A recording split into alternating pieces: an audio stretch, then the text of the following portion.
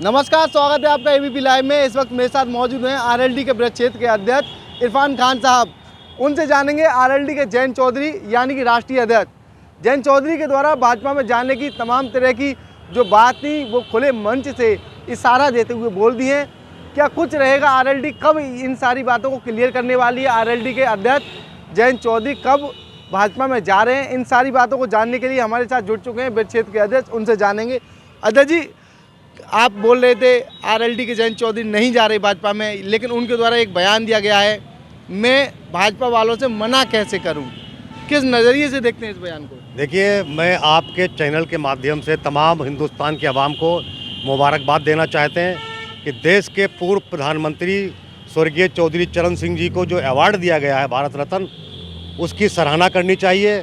सरकार कोई भी हो, इससे पहले पूर्व सरकारें रहीं, लेकिन भारत रत्न देने का किसी ने काम नहीं किया। आज जो सरकार ने काम किया है वो सराहनीय है। जितने भी हिंदुस्तान में स्वर्गीय चौधरी चरण सिंह की विचारधारा को मानने वाले हैं, आज वो सभी एक दूसरे को बधाइयाँ दे रहे हैं और मुबारकबाद पेश कर रहे हैं। तो क्या लग रहा है, भारत रत्न में पार्टी ही बदल देंगे क्या लग रहा है? पार्टी भारत रत्न मिल गया तो एनडीए में शामिल हो जाएंगे? देखिए, रहा सवाल एनडीए में शामिल होने का, अभी तक किसी भी चैनल के माध्यम से या कहीं से भी ऐसी खबर नहीं है मेरे पास।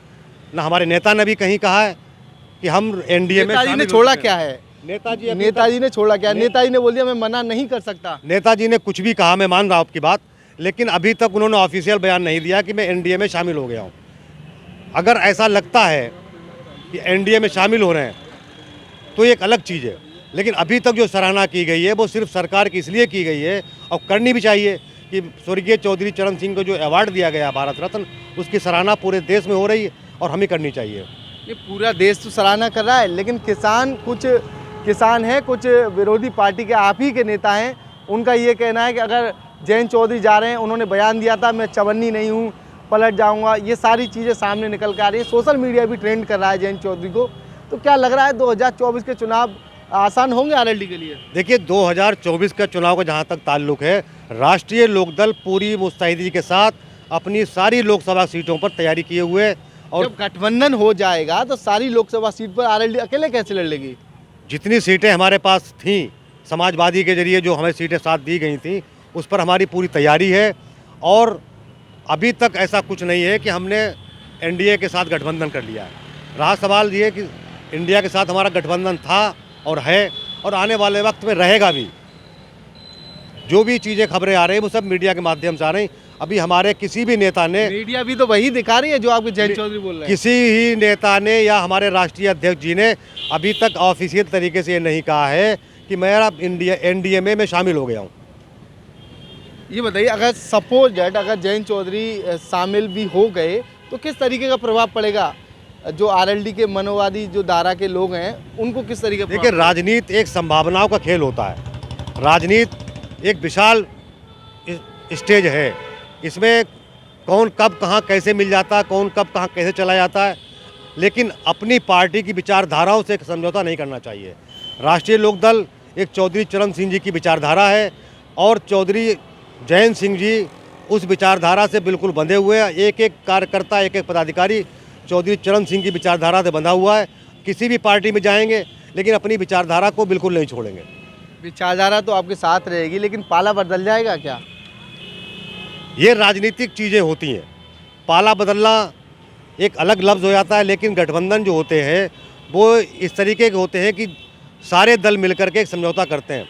अगर उसमें भी अगर कोई हठधर्मी करता है तो उसमें नाइतफाकियाँ होती हैं। वो नाइतफाकियाँ हमारी हुई, उनको हम लोग दूर कर रहे हैं। अगर दूर हो जाएंगे तो आपको बता दिया जाएगा सब। क्या लग रहा है, पार्टी हाईकमान से बात हुई आपकी, कुछ जानकारी आप तक पहुंची? अभी तक जो जानकारी हमारे पास है पार्टी लेवल से, कहीं भी ऐसा नहीं है कि हम एनडीए गठबंधन में शामिल हो गए।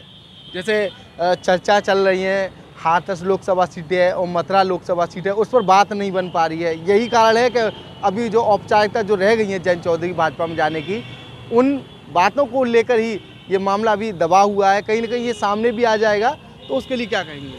देखिए, पश्चिमी उत्तर प्रदेश में राष्ट्रीय लोकदल बहुत मजबूत है, और अगर हम पश्चिमी उत्तर प्रदेश में चुनाव नहीं लड़ेंगे तो हम कहाँ जाकर चुनाव लड़ेंगे?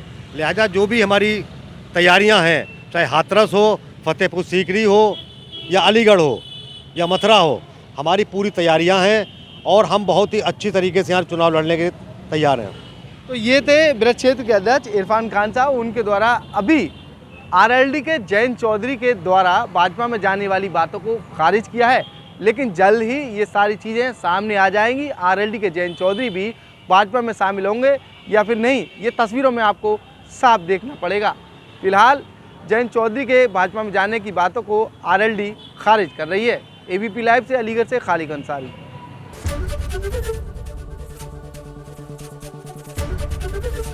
एबीपी गंगा, खबर आपकी, जुबान आपकी।